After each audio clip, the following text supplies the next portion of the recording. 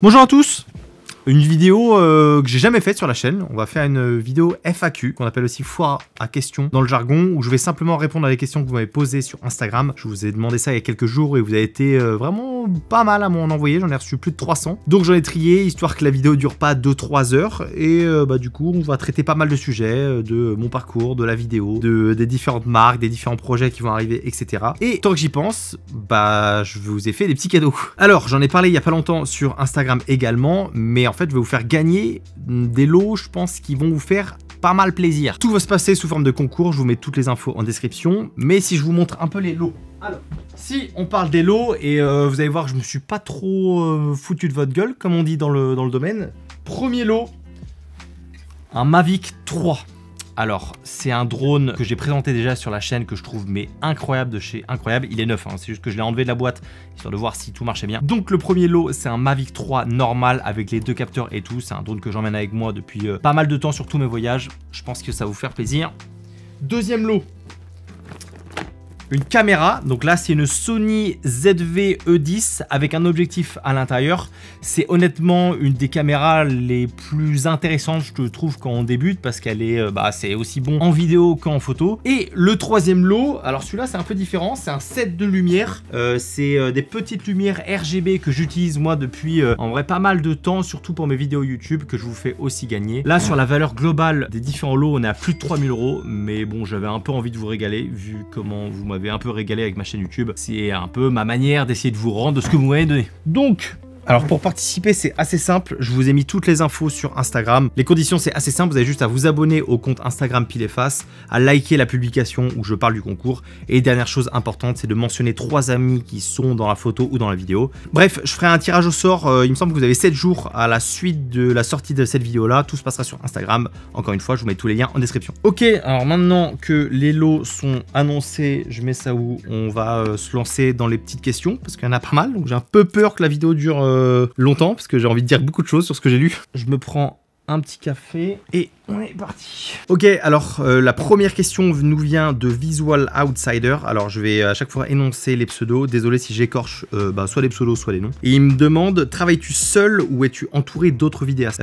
Alors là, actuellement, chez Pile et Face, on est 2. J'ai recruté un alternant il y a pas longtemps. Et l'équipe va sûrement s'agrandir début d'année, parce que je vais aussi recruter de nouveaux profils, notamment sur la partie plutôt montage et peut-être aussi réseaux sociaux. Donc ça, c'est plus sur la partie, on va dire, boîte de prod, agence entre guillemets. Maintenant, sur la partie vidéo pure et production, ça m'arrive très souvent de m'entourer de personnes quand je suis sur des tournages, simplement parce que je trouve qu'on est meilleur quand on est accompagné, et que une seule personne, c'est assez compliqué de gérer toutes les parties et de bien les gérer sur un tournage. Moi, j'adore m'entourer de personnes qui sont bons dans leur domaine. Je pense notamment à des ingé-sons, à des chargés de prod, à des deuxièmes cadreurs qui sont spécialisés plutôt dans un domaine précis, ou en tout cas je leur demande de faire un type de plan précis. Moi, je vous avoue que ça m'aide énormément, et ça permet d'avoir des yeux, on va dire, un peu nouveaux sur certains projets, et ça permet aussi de relâcher un petit peu plus de pression. Évidemment, tout dépend du budget qu'a le client, mais dès que je peux placer pas mal de personnes, je le fais. Ah, j'ai Dewey Soon qui me dit, penses-tu quitter Sony un jour pour une autre marque? Alors quitter Sony, je sais pas, parce qu'aujourd'hui c'est quand même les boîtiers que j'utilise le plus.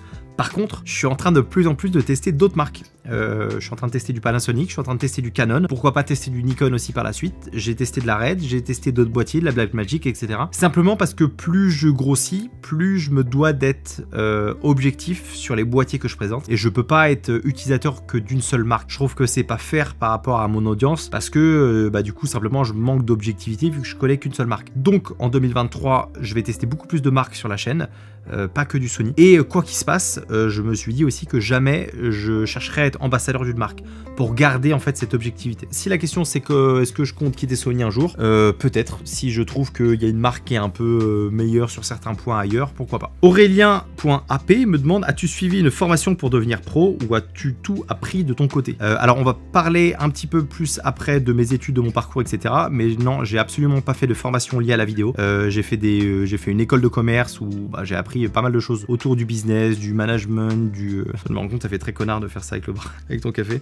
Du coup, non, j'ai absolument pas fait de formation liée à la vidéo. J'ai tout appris sur Internet et via des formations en ligne liées à la vidéo, surtout dans l'univers un petit peu plus anglophone. Donc ouais, plutôt autodidacte. SLV photographe, j'ai pas la suite du pseudo, il me semble que c'est ça. As-tu eu le syndrome de l'imposteur et comment as-tu réussi à le vaincre? Alors oui, je l'ai eu, surtout quand j'étais au début, quand je me suis lancé dans la vidéo, parce que je pense qu'on a un peu tout ce sentiment de se dire, bah en fait, pourquoi il fait appel à moi? Il y a des mecs qui sont bien meilleurs que moi dans ce domaine-là, pourquoi c'est moi qui choisis quoi? Et bah déjà, faut savoir que c'est un sentiment qui part avec le temps, qu'on apprend à maîtriser, mais qui reste un peu tout le temps. Et les projets, honnêtement, on fait appel à toi, tu sais même pas trop pourquoi. Et en fait, moi, le syndrome de l'imposteur, il est parti à partir du moment où je me suis dit que la personne qui était en face de moi, j'avais des choses à lui apporter. Enfin, en tout cas, moi, de mon côté, j'avais des connaissances que elle avait pas. Et du coup, à partir du moment où il y a une notion de apporter un savoir à quelqu'un d'autre, et bah pour moi, t'es légitime de faire ce que t'es en train de faire. Que ça soit, et puis ça c'est quelque chose qui s'applique à la vidéo, à la photo, au design ou à n'importe quoi. Donc concrètement, le syndrome de l'imposteur, ah oui, alors ça c'est souvent un truc que je dis, que j'avais déjà parlé dans des podcasts. En fait, moi souvent, je donne une espèce d'échelle de 0 à 10, 0 étant le parfait débutant et 10 étant l'expert absolu. Et en fait, il faut toujours essayer de savoir plus ou moins où est-ce que tu te situes sur cette balance. Moi, je sais que je me débrouille pas trop mal en vidéo, j'ai quand même quelques connaissances, donc je me considère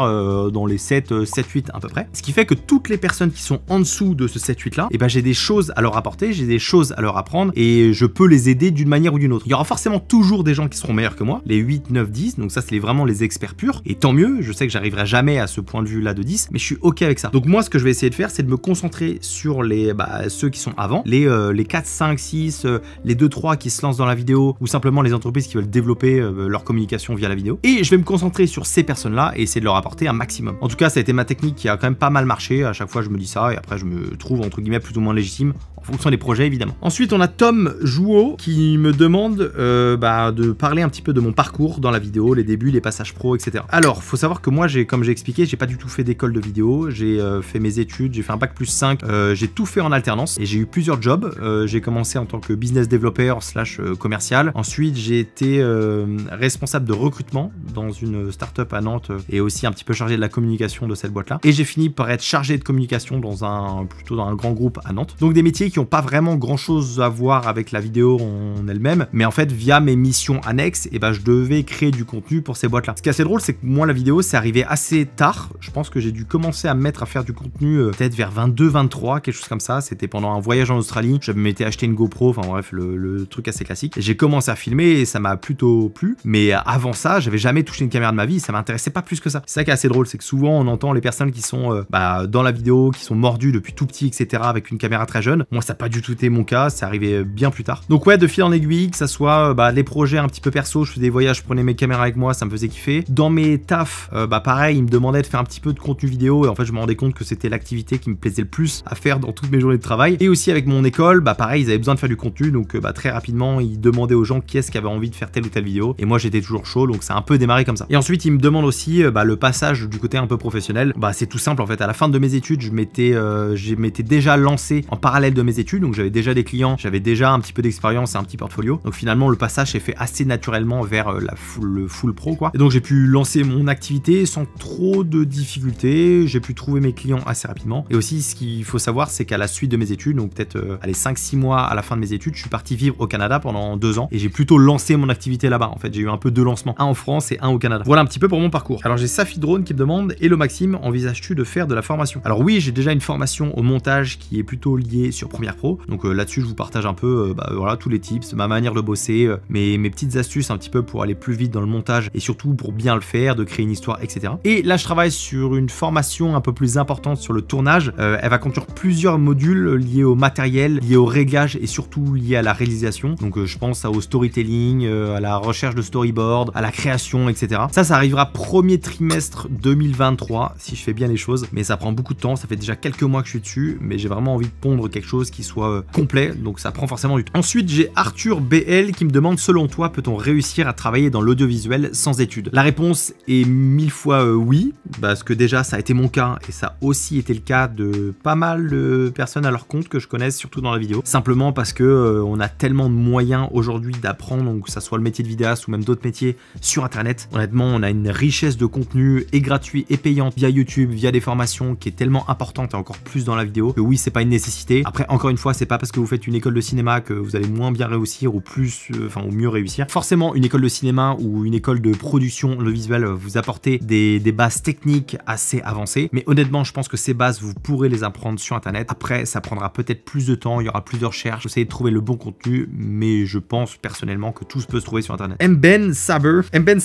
putain, je sais, je suis désolé si je tue ton prénom. À quand les échanges sur Twitch? Est-ce que tu comptes avoir un endroit sur lequel tu comptes t'investir? Alors, j'ai de plus en plus envie de faire des lives, d'être directement en contact avec vous, que vous puissiez me poser des questions, que je puisse un peu parler de mes vidéos, des vôtres, analyser ce qui est bien, ce qui peut être amélioré, etc. Donc ça, c'est aussi un de mes projets sur 2023. Vous allez voir quand on parlera un peu plus tard des projets que via une plateforme que je vais créer en 2023, on va pouvoir faire ce genre d'échange. Et c'est quelque chose où j'ai quand même pas mal envie de m'y mettre. Studio Légende me demande, es-tu content du parcours professionnel ou tu aurais aimé faire une autre filière? Alors si jamais tu fais référence à mon parcours peut-être un peu plus professionnel sur la partie formation, honnêtement à refaire je ferais exactement la même chose parce que en fait la formation que j'ai eue qui était un peu plus management, business, etc. et ben m'a apporté des choses que j'aurais pas pu apprendre aujourd'hui. Donc j'ai eu entre guillemets un plus sur on va dire l'aspect marketing communication qui m'a énormément aidé dans le développement de mes différents projets. Maintenant bah là Alexis avec qui je travaille qui est dans une école du coup d'audiovisuel, je vois à peu près les cours qu'il a, je vois ce qu'il fait en cours et ça me donne envie de fou. Donc à refaire je le referai pas, enfin je veux dire je referai la même chose que ce que j'ai fait. Maintenant le cursus audiovisuel m'aurait énormément aussi plu je pense. Lo.c-photo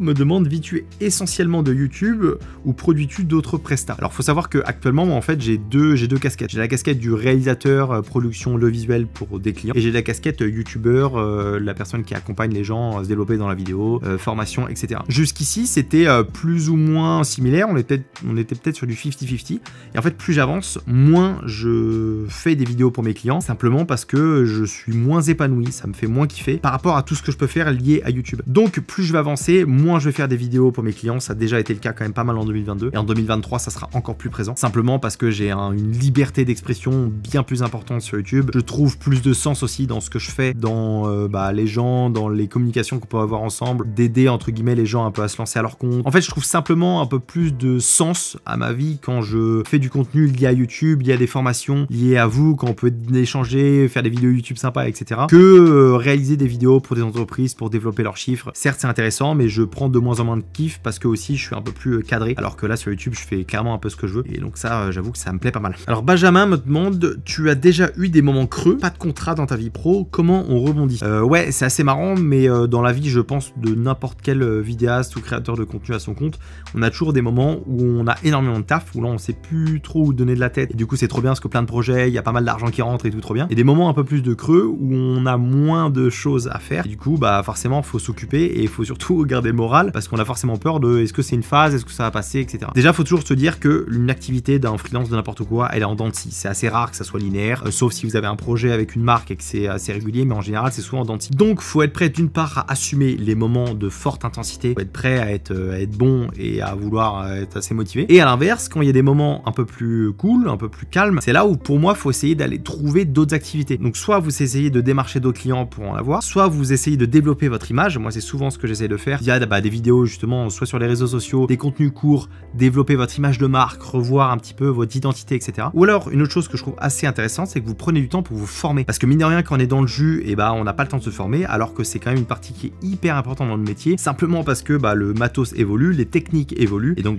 prendre du temps pour se former soi-même à des nouveaux outils, à des nouvelles techniques, c'est hyper important. Donc voilà un petit peu les 3 choses que je vous recommande si jamais vous êtes un peu plus dans des moments de mou. Et surtout hyper important, gardez la motivation, vous inquiétez pas, ça va revenir, faut aussi faire en sorte que ça revienne, mais il faut garder en tête que c'est des phases et que c'est normal. Raph me demande vers quoi est-ce que tu veux que ta chaîne évolue? Quelque chose de similaire à aujourd'hui? Alors oui, quelque chose de similaire à aujourd'hui, forcément j'aime beaucoup ce que je fais pas mal de tutos et je pense que ça continuera sur la chaîne, mais j'ai de plus en plus envie de faire des vidéos un petit peu plus conceptuelles on va dire, soit je vais tester du matos dans certains endroits, soit on se met un peu dans des difficultés, rencontrer d'autres créateurs, faire des projets à plusieurs, etc. J'ai aussi envie d'avoir une chaîne qui évolue vers du divertissement et pas uniquement de l'éducation, parce qu'actuellement je fais on va dire peut-être 80% d'éducation, peut-être 20% de divertissement, et j'ai envie pas d'équilibrer les deux mais de faire un petit peu les deux, parce que c'est, on va pas se mentir, c'est souvent les projets on va dire un peu plus divertissement qui me font kiffer personnellement. J'aime aussi faire des projets liés à l'éducation, mais c'est on va dire c'est un petit peu moins fun. Superflu me demande, as-tu eu peur de te lancer au début, tes premiers clients se montrer sur YouTube? Alors peur oui, oui, parce que je pense que au début t'es jamais serein, ça prend du temps d'avoir de la confiance en soi sur ses premiers projets. Donc au début non, pas forcément facile, mais une fois que tu commences à avoir tes premiers feedbacks ou que tu vois que tes premiers clients commencent à être contents du travail que tu fais, voilà, tu prends de la confiance en soi et du coup ça devient de plus en plus facile. Sur YouTube, si ça a été beaucoup plus dur parce que j'étais quelqu'un avant qui était assez impacté par le regard des autres, dans le sens où je faisais toujours gaffe à ce que je disais, à quoi je ressemblais, j'avais toujours peur que les gens aient une mauvaise image de moi, enfin assez bizarre. Donc évidemment les premières vidéos sur YouTube c'était très compliqué pour moi parce que tu t'ouvres au monde entier entre guillemets, même s'il y a très peu de personnes qui regardaient mes vidéos au début. Donc ouais, vraiment ça a pris beaucoup de temps avant que je sois à l'aise avec le fait de parler à une caméra et surtout à l'aise avec le fait de publier une vidéo, de mettre à nu entre guillemets mes idées, ma manière de parler, ma manière de penser, etc. Ça a été très compliqué pour moi, mais finalement avec de l'entraînement, à force de faire et refaire des vidéos, etc., c'est passé. Aujourd'hui je peux dire que quand même je suis pas mal à l'aise face à la caméra, ou même j'ai aucun problème avec le fait d'uploader une vidéo. Wing Gertner qui me demande comment s'est passée cette année 2022. Elle s'est très bien passée, honnêtement. J'ai eu beaucoup de projets, j'ai pu partir en voyage, j'ai pu bosser avec les marques que je rêvais de bosser depuis le début de la création de ma chaîne. J'ai pu recruter du monde, donc non, c'était une très belle année. C'était aussi ma première année en tant qu'entreprise, donc j'ai créé ma boîte en janvier 2022. Avant, j'étais en statut du coup auto-entreprise. Donc non, super, très belle année, en espérant que 2023 soit encore mieux que celle-ci. J'ai Artenkill qui me dit comment à tes débuts sur YouTube, tu as réussi à garder la motivation pour faire tes vidéos. Comment j'ai gardé la motivation? En fait, je me suis, dès le début, je me suis fait une espèce de promesse en mode, je me laisse 6 mois pour tout donner, d'essayer de faire peut-être pas une vidéo par semaine, mais vraiment pas lâcher le projet. Et ensuite, au bout de 6 mois, je vois s'il y a un potentiel intéressant pour moi ou pas. Ça a été vraiment le truc le plus dur et ce qui a un peu gardé ma ligne. C'est que ça sert à rien de tester une ou deux vidéos YouTube et se dire bon bah voilà, ça n'a pas marché, c'est pas pour moi, parce que ça prend du temps avant que ça prenne. YouTube, c'est très dur, à part quand t'as un génie que ça explose d'un coup. Donc il faut plusieurs vidéos et du coup faut en publier plusieurs, faut trouver son style. Faut ensuite trouver les sujets, faut voir, attendre le retour des gens, savoir qu'est-ce qu'ils en pensent, qu'est-ce que tu peux améliorer. Et dans tous les cas, quoi que tu fasses, les vidéos que tu fais au début de ta chaîne YouTube, elles auront jamais la qualité que tes vidéos futures auront. Dans le sens où tu t'améliores tout le temps dans tes vidéos YouTube, tu vas toujours trouver d'autres techniques, tu vas être de plus en plus à l'aise face caméra. Donc faut trust the process encore une fois. Et il faut se dire qu'au début c'est pas grave si la qualité est pas incroyable quand tu commences tes premières vidéos. T'es pas obligé d'avoir un setup de fou, des lumières de tous les côtés, non. Moi je me suis dit ça pendant assez longtemps alors que c'était une connerie. Et c'est ce qui est le plus dur, c'est que tu vas forcément comparer tes vidéos avec les autres youtubeurs que tu suis et tu n'auras pas du tout les mêmes résultats. Et ça faut quand même le savoir que c'est normal. Pas de soucis, ça prend du temps avant de faire des vues. Donc essayez de vous fixer peut-être pas un nombre de vidéos, mais peut-être un délai où vous forcez à faire plusieurs vidéos, attendre de voir le résultat et aussi attendre de voir si ça peut vous plaire ou pas. Mais moi je sais que pour en toute transparence, les 6 premiers mois de ma chaîne YouTube, j'ai détesté me filmer, j'ai détesté filmer des vidéos parce que j'étais pas à l'aise face cam, j'ai l'impression de parler à un robot et vraiment j'étais pas du tout à l'aise avec ça. Mais j'ai forcé, j'ai poussé le truc et finalement ça a commencé à me plaire et ça a commencé aussi à vous plaire, donc petit à petit c'est monté. Kizzy officiel qui me demande le projet dont tu es le plus fier. Je pense que le projet dont je suis le plus fier, c'est d'avoir bossé avec DJI. C'était un objectif que je m'étais fixé en lançant ma chaîne YouTube, en mode c'est un peu la top boîte avec qui j'aimerais bosser. Et on a pu travailler ensemble sur différents drones sur la chaîne. Et ça que j'avoue que c'est quand même une petite fierté parce que je suis un très grand fan de drones. Je suis un grand fan aussi de DJI, de ce qu'ils peuvent proposer dans pas mal de gammes différentes. Et du coup, ouais non, c'était quand même un bon rêve que j'ai réalisé.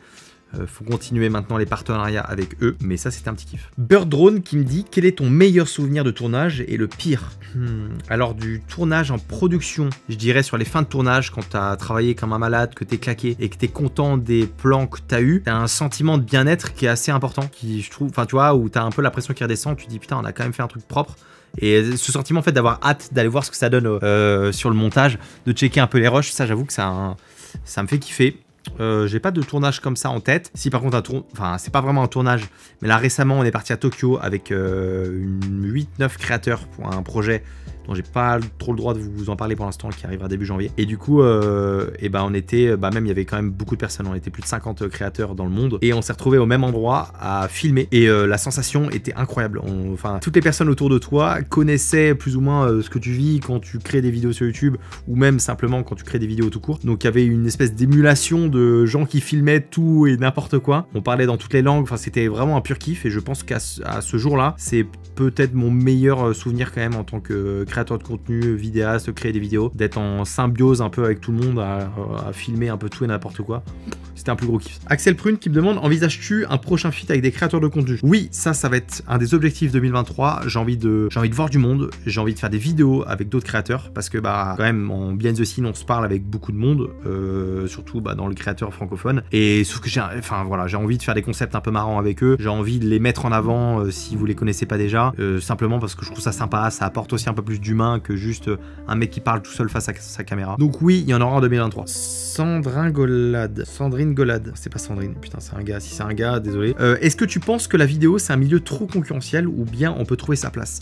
Absolument pas, je pense qu'on a de la place pour tout le monde. Plus on avance, plus les entreprises ont besoin d'avoir du contenu audiovisuel, encore plus maintenant avec les contenus verticaux, etc. Donc pour moi, oui, à 100 000%, il y a de la place pour tout le monde, que ce soit sur la partie vidéo pour les entreprises ou même sur YouTube. Honnêtement, il y a de la place pour pas mal de personnes, donc faut vraiment pas que ça soit une barrière pour vous. Théofly me demande pourquoi as-tu commencé YouTube? Intéressant. Première raison, je dirais que quand j'ai débuté, j'avais peur du regard des autres, donc je me suis dit que si je commence à poster des vidéos sur YouTube, vu que ça me fait flipper du retour des gens, je vais forcément travailler plus en profondeur les vidéos avant de les sortir, donc normalement je devrais maîtriser un peu plus mon sujet. Donc ça, je m'en souviens de me dire voilà, ça va te permettre d'apprendre beaucoup plus vite et surtout tout à fait en profondeur, et pas faire les choses à moitié comme tu as un peu l'habitude de faire avant. Et deuxième raison, je vais pas vous mentir que je suis un très gros consommateur de YouTube, je regarde énormément de vidéos de créateurs de contenu, que ça soit francophone ou anglophone, et la vie de ces mecs là me faisait kiffer, de tester du matos, partir dans des endroits de fou, être invité par des marques, faire des choses, c'était un rêve un petit peu, et de voir que ça marchait bien en France, de voir des gars que je suivais plutôt bien marcher, je me suis dit pourquoi pas moi, et en fait je me suis simplement lancé comme ça, et après ça a pas trop mal marché pour l'instant. Nito Light Prod me demande quand sort ton application de rencontre vidéaste, continue comme ça, tu régales. Déjà merci premièrement, et c'est vrai que dans une vidéo que j'ai sortie là sur la chaîne, je vous avais parlé à un moment d'une application sur laquelle je travaillais, qui allait vous permettre de vous rencontrer entre créateurs, entre vidéastes. C'est un projet qui est toujours en cours, mais qui prend quand même pas mal de temps à mettre en place. En fait, l'idée, c'est d'avoir un peu comme un espèce de réseau social, entre guillemets, pour que vous puissiez vous rencontrer, pour que vous puissiez échanger avec des petits groupes, etc. Donc, on travaille pas mal sur ce projet-là qui prend du temps, et c'est surtout que j'aimerais le sortir une fois que la formation au tournage est terminée, parce qu'il va y avoir des modules qui vont être un peu liés entre les deux, et j'aimerais surtout mettre en place des choses avec les gens qui vont prendre la formation. Donc, ce projet-là sortira après la formation sur le tournage, qui arrivera début 2023, donc ça devrait arriver courant trimestre 1 voire trimestre 2 grand maximum. Ensuite j'ai Fabien LGC qui me demande le mindset pile et face, c'est quoi? Ça c'est une très bonne question, c'est une bonne question. Le mindset en premier lieu, alors ça peut être un peu cliché, mais je dirais l'ouverture d'esprit. Je suis quelqu'un quand même qui m'intéresse pas mal aux autres de par leur vécu, de ce qu'ils ont fait, de leur technique, etc. J'aime beaucoup, j'aime bien poser pas mal de questions, et je pense que ceux qui me connaissent, qui m'ont rencontré, que ça soit au salon de la photo ou même différents créateurs à qui je parle, en général je pose pas mal de questions, parce que je suis du genre un peu à croire que on apprend énormément des autres en fait sur leur vécu. Donc je pense que le premier mindset, c'est être ouvert et s'intéresser un peu aux autres, parce qu'on en apprend toujours. Ça c'est une première chose. Deuxièmement, je dirais que c'est ça va un petit peu avec le premier, c'est la partie un peu curiosité, et toujours essayer d'aller apprendre de nouvelles techniques, ne pas se reposer sur ses lauriers d'un point de vue plutôt connaissance, mais plutôt essayer d'aller se former sur des nouvelles techniques, des nouveaux logiciels, tester de nouvelles choses, et surtout pas rester sur ses acquis. Et troisième chose sur le mindset, je dirais de prendre du kiff sur ce qu'on fait, parce que je suis quelqu'un qui, quand je bosse sur un projet qui me plaît pas du tout, ça va se sentir un peu dans le résultat, et j'ai besoin vraiment de kiffer ce que je fais pour que ça soit pas trop mal, quoi, pour que ça soit plutôt bon. Donc troisième mindset, c'est prendre du plaisir dans tout ce qu'on fait et essayer de trouver des projets surtout qui nous rapportent du plaisir. L'Airbag 721 me demande ton Kinder préféré. C'est le Kinder Bueno. C'est un produit à toujours avoir dans un sac photo pour les cas de petits creux. Makama et tout moi me demande ton objectif en 2023 et ton objectif sur du long terme. Mon objectif sur 2023, ça va être un peu kitsch, mais ça va être de continuer à développer ce que je suis en train de faire via YouTube, développer la communauté, développer les contenus vidéo et de peut-être faire un peu plus de contenu autant divertissant que sur la partie plus éducation. On va dire créer un peu plus de contenu plus divers et varié sur cette année 2023. Également créer une formation beaucoup plus poussée pour vous aider un peu à vous développer, créer des outils, notamment la plateforme dont je vous parlais, pour vous permettre de vous rencontrer, d'échanger, etc. Et de recruter plus de monde, parce qu'il va falloir du monde pour faire tout ce que je viens de dire juste avant. Et mon objectif sur le long terme, ça rejoint un petit peu mes objectifs là actuels, c'est qu'en fait j'ai envie d'avoir un peu comme une agence qui compte plusieurs personnes, qui tourne autour de la création de contenu via YouTube, mais aussi via tous les différents réseaux sociaux, que ce soit TikTok, Instagram, YouTube Short et peut-être d'autres qui vont arriver par la suite. Donc ouais, mon kiff a vraiment un très long terme, ça serait d'avoir, je sais pas, peut-être 5-10 personnes et créer du contenu sur pas mal de plateformes différentes pour divertir et entre guillemets éduquer et apporter le savoir-faire à tous ceux qui en ont besoin. Cinématique DLP me demande qu'est-ce que YouTube m'a apporté humainement.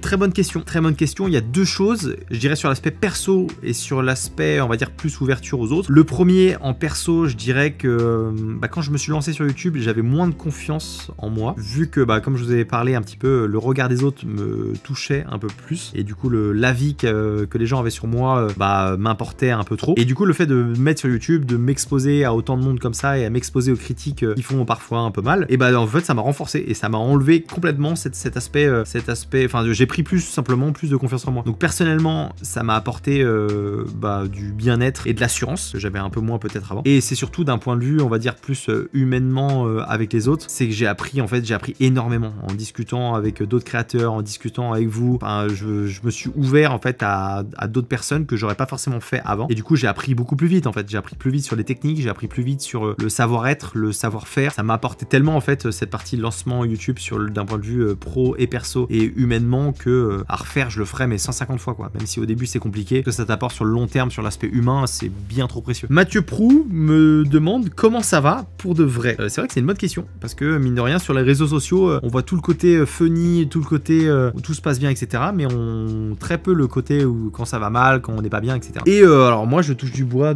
la peau de singe, de tout ce que tu veux, mais pour l'instant je vais extrêmement bien. Je suis hyper heureux dans ma vie, que ça soit d'un point de vue pro, d'un point de vue perso. Tout se passe très bien. En fait le premier échelon, et je me le répète très souvent, c'est est-ce que tu es en bonne santé, est-ce que ta famille est en bonne santé. Et si ces deux réponses sont oui, et tout ce qui passe derrière en fait c'est du plus quoi, tu vois. Et ce qui fait que j'essaie de cette phrase là, j'essaie de me la répéter quasiment tous les jours du coup je me sens beaucoup mieux après en fait juste en relativisant sur ce qui est le plus important. Le plus important ça reste quand même la santé. T'as deux bras, t'as deux jambes, tu peux marcher, tu peux courir, tu peux voir ce qui se passe dehors et c'est pas le cas pour tout le monde, donc c'est peut-être un peu cringe mais du coup rien que de me rentrer ça dans le crâne tous les jours, ça me fait rendre bien quoi. Ce qui fait que, alors après honnêtement je vais pas mentir, je suis privilégié, j'ai pas de gros problèmes dans ma vie, enfin j'ai vraiment tout se passe bien, donc non, très heureux, je me sens hyper bien dans mes pompes, j'adore ce que je fais, tout se passe bien autour de moi, j'adore ma vie, j'adore tout ce que je fais, donc j'ai vraiment que du positif à dire là-dessus. Alexandre me demande, arrives-tu facilement à dissocier vie pro, vie perso? Alors là, question très intéressante, mais évidemment que non. Je pense comme beaucoup, quand t'es à ton compte, quand tu crées ton propre projet, c'est très dur de séparer les deux. Perso, ça me dérange pas. Vraiment, j'ai aucun problème avec le fait de pas du tout dissocier les deux, parce que j'adore ce que je fais. Donc j'ai vraiment aucun problème à y penser le week-end, j'ai vraiment aucun problème à être le soir dans mon lit et à savoir à réfléchir à des concepts de vidéos, parce que j'adore ça, donc ça m'occupe l'esprit en fait. Alors oui, de temps en temps, j'arrive à couper quand même quand je suis au sport, quand je suis en week-end avec ma copine, qu'on part à droite, à gauche, etc. J'arrive à couper. Mais en fait, c'est dès que j'ai un moment de mou, pas de mou, mais un moment où il se passe rien, et du coup, faut que je réfléchisse à quelque chose. Je vais penser à ma boîte, je vais penser à mes business, je vais penser à des concepts de vidéos, à des trucs. Donc, non, tu coupes pas vraiment, mais bon, je ressens pas du tout le besoin de plus couper, en tout cas perso. Nathan.ddv me demande quand tu passais sur DaVinci à temps plein. Alors, c'est vrai qu'il y a pas longtemps, j'ai posté une story où je testais DaVinci. Faut savoir que en tant que créateur de contenu, je me dois de tester, enfin, en tout cas, c'est ma vision, mais je me dois de tester différents logiciels, différents matériels, etc. pour que ça soit un peu plus objectif. Donc, j'ai testé DaVinci parce que, évidemment, il y a eu une grosse hype dessus, donc j'ai envie d'en savoir un peu plus et j'ai envie de me faire mon propre avis. Et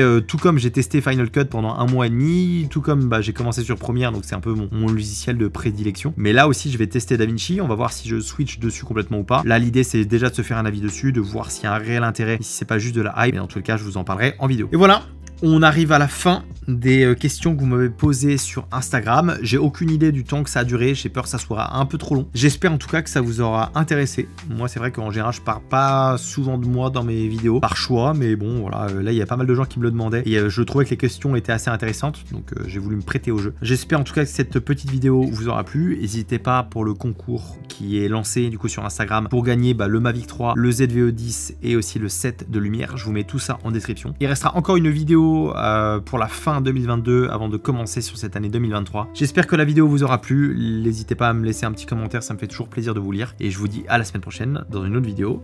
La bise!